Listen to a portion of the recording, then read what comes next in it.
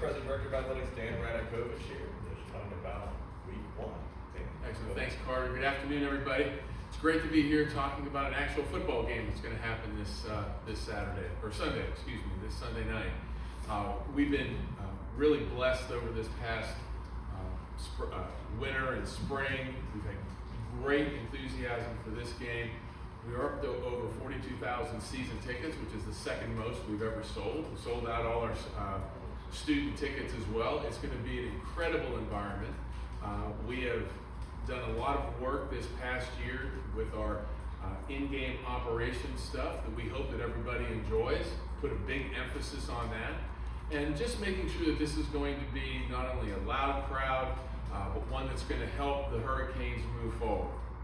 And I think you see as you came around here, the emphasis that our marketing folks have put on wearing orange to help be a part of the environment for this Sunday's game. So really excited about that, excited about the start of the season for our women's soccer team, 3-1. Volleyball starts this weekend against Indiana and Ohio State.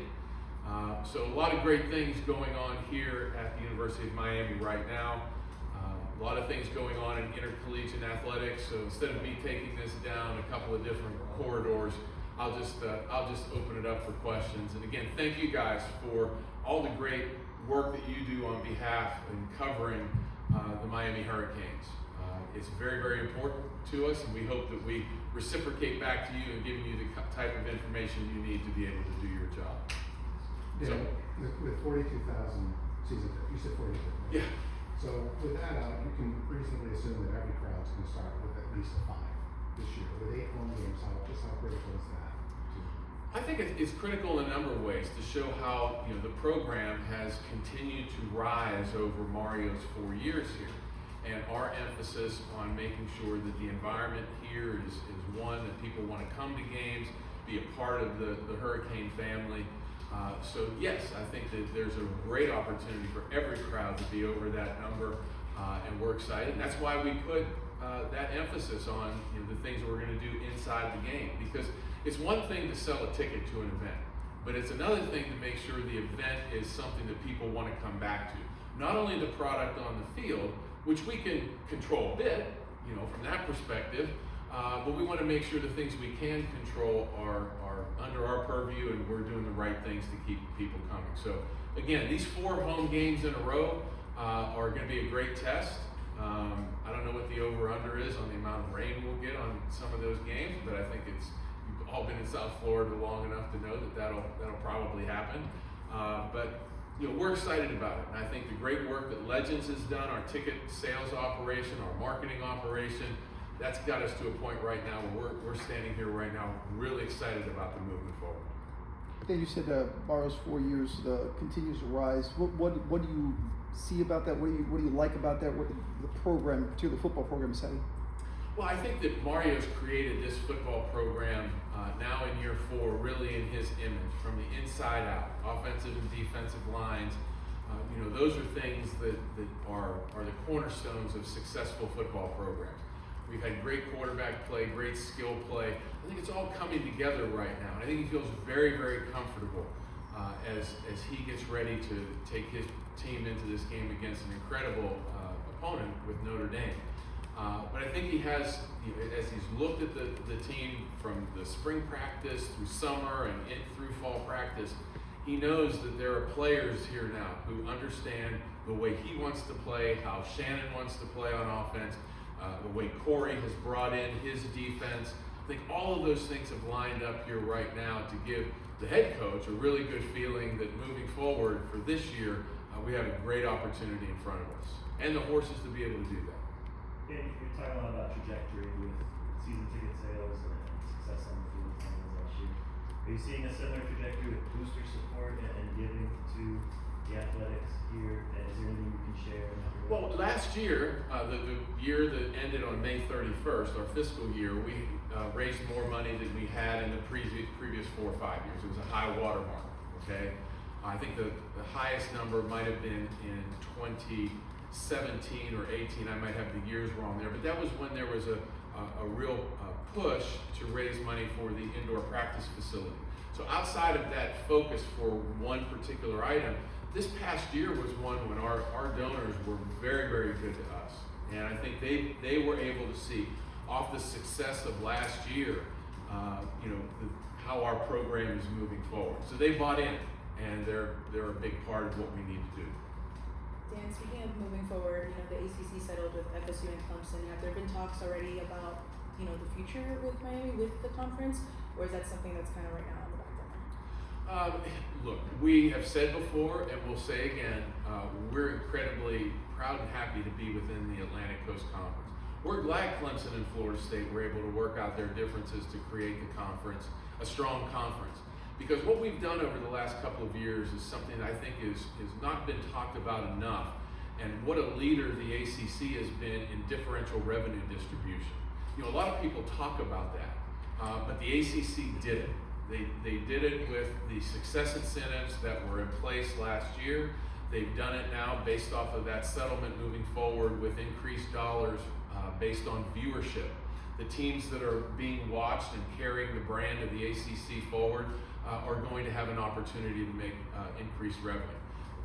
When you're talking about conferences, which have always been slicing that pie equally, years and decades of conferences doing that kind of work. Now you have just this slight move to the side where there is some incentive for success. There is incentive to be able to schedule great so that you can have a marquee opponent that can get on an over-the-air network that can then give you a higher viewership number and you can make more dollars. So I look at that as all being very positive types of things that came out of the settlement. But hey, we're excited about the opportunity to compete for ACC championships in all of our sports.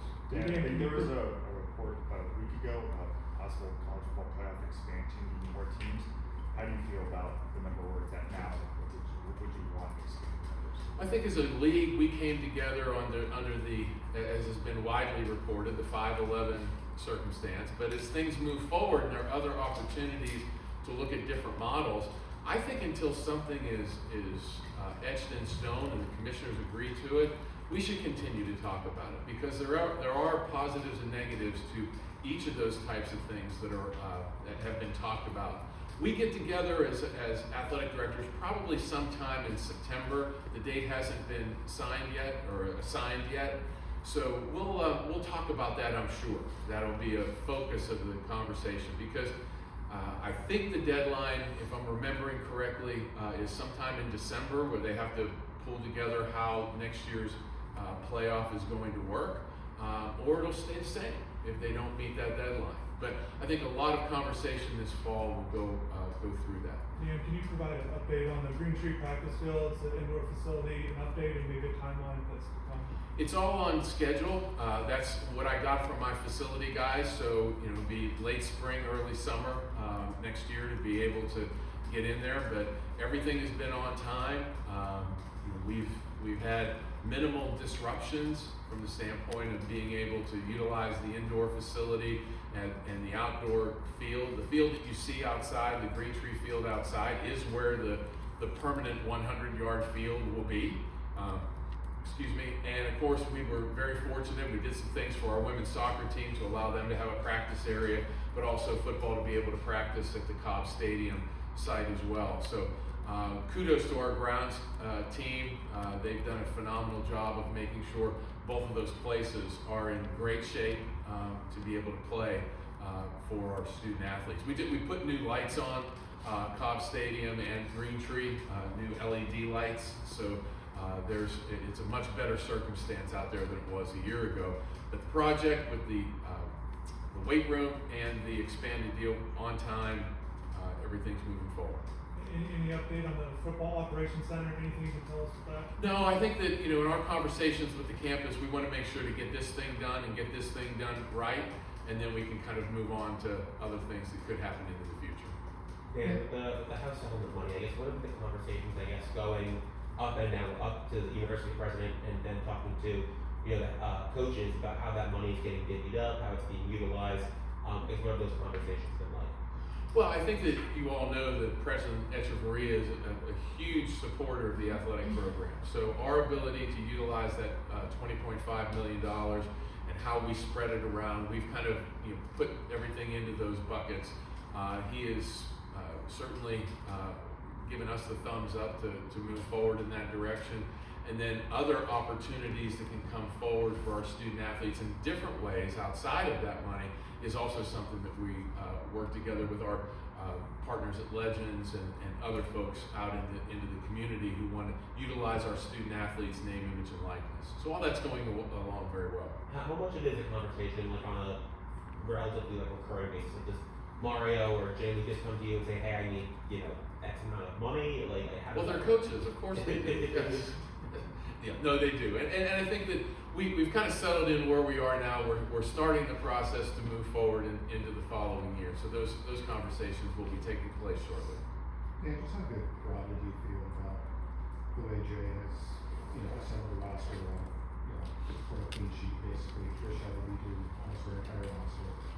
JD was a game from Omaha. Soccer's off to a very good start. He's got started with one. Just probably how good do you feel about where everything is? I feel really good. I do, because I know the coaches have put a lot of work in, and I think that you can only you don't have to look real far. You can look at what Mario has done with our football program and taken it step by step by step back up into a nationally relevant team. I mean, we're ranked in the top 10 in the country preseason. That's pretty good, guys. I mean, that's a positive. So that wouldn't have happened 4 years ago. All right. So you see that. And I see JD in baseball, how he's been able to, after the first year, understand a little bit more about what he really wants that program to look like. And of course, Trish and Jay, look, in basketball, it's a completely different game than the other two. I mean, you can flip your programs around on a dime. Now, I don't know a whole lot about the guys that have come in, because we have no returning people on our men's basketball team and 2 returners on our women's basketball team. So it is going to be a little bit like Christmas morning, watching our basketball teams. But they all come from really great, the transfers come from really good programs where they were successful. The trick with basketball is how they're going to blend together. And I think that that's one of the things that in watching both Trish and certainly Jay for the first time, how they're communicating with their players and how those players are communicating with our administrators and our other student athletes and how they're blending in together. Those have all been very, very positive. So if you take that without a dribble of a basketball or a shot, I think that they're off to a really good start, but we'll see come November. The ACC payouts for viewership, big numbers in viewership. Do you have a projection on what that number could add potentially for? They tried to do that, and once you dug into the numbers, you saw that it really wasn't valid, because the way it'll work is 35% of that pool will be done this year, okay, and then 25%, and then 15%, if that adds up to 100, okay, some declining number away. So if you have a great year this year, which we have some really good opportunities on national television, on big over-the-air networks, our number could be really, really good. I mean, last year we had the Florida game. That was a good number. But after that, there wasn't a whole lot of big opportunities for us. We have 2 this year. So it will be more if history kind of keeps on, is any nod to how the future will be.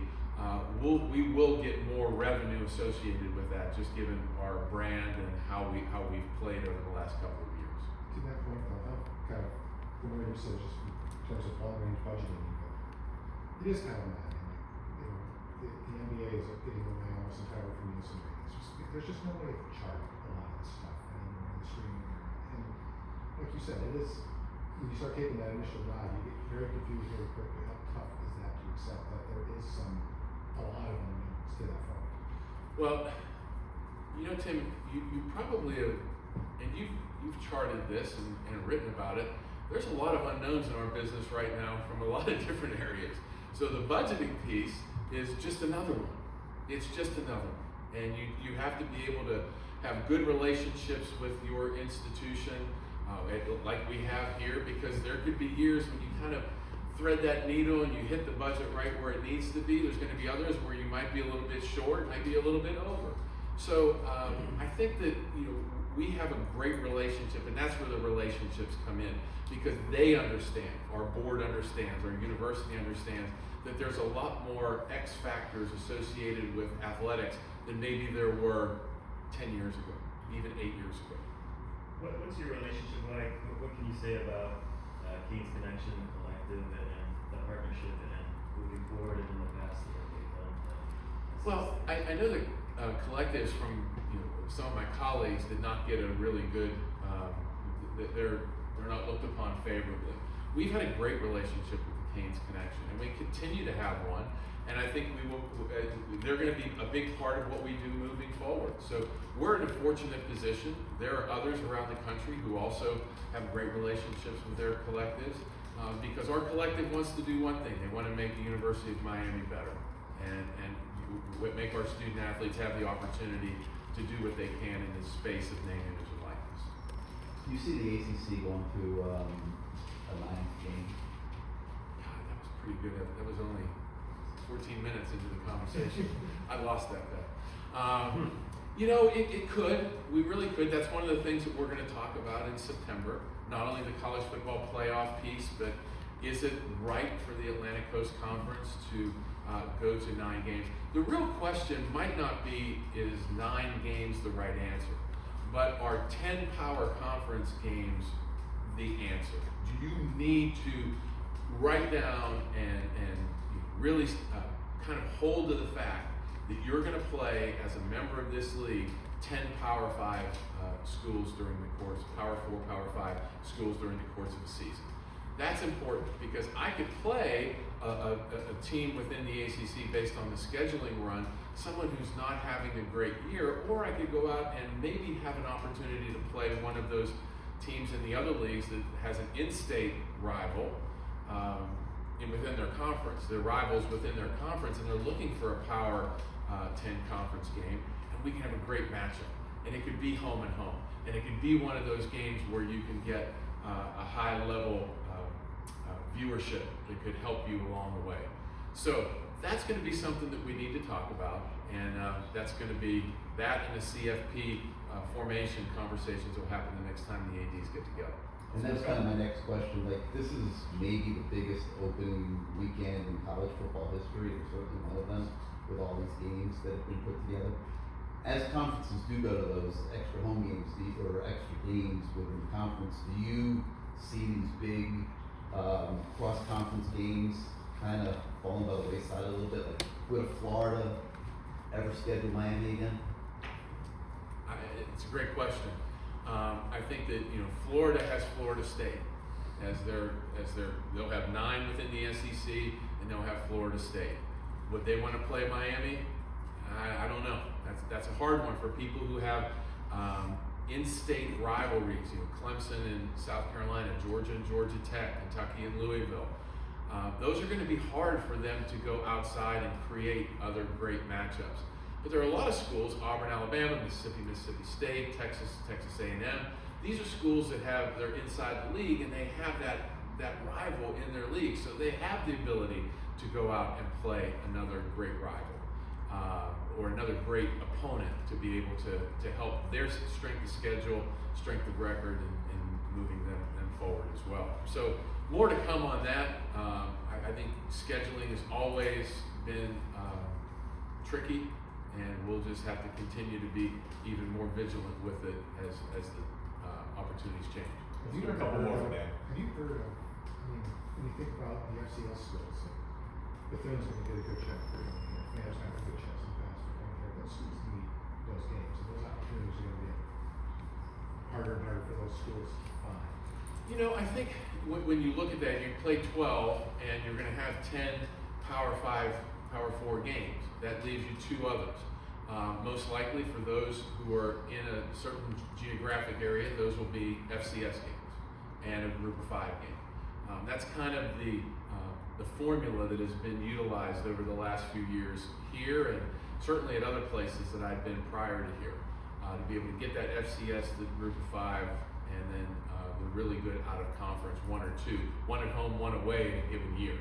So you have 7 home games. That's the other thing. I mean, we have 8 home games this year. We have 6 home games next year. One of the things that myself and Dan Rabin work on an awful lot is trying to get that smoothed out. We want to get to a point where we're playing 7 home games and 5 road games. That's really what the goal is, and we're getting close, but we're not there as of yet. And with baseball, have you determined how many scholarships will you allot to that sport? Yeah, I believe the number in baseball for this current year is in the low 20s. Again, some of those numbers are, they fluctuate a little bit, given how people come in and people go. That's why I can't give you a real number, but it's low 20s. Is that what you envision for, you said this year, but in Yeah, I think it is. And then as we look into the future, we have to make sure our participation rates and numbers are from male to female are in a good spot as well. But I think that if you need a circumstance in a year where you may need 1 or 2 more, and then the next couple of years you may need to be able to go back, you have the ability, I think, to do that. Where do you stand? So conference championship games is kind of a conversation with potentially CFP expanding, maybe regular season conference games expanding. Where do you stand? Are you passionate on either side of conference championship games continuing?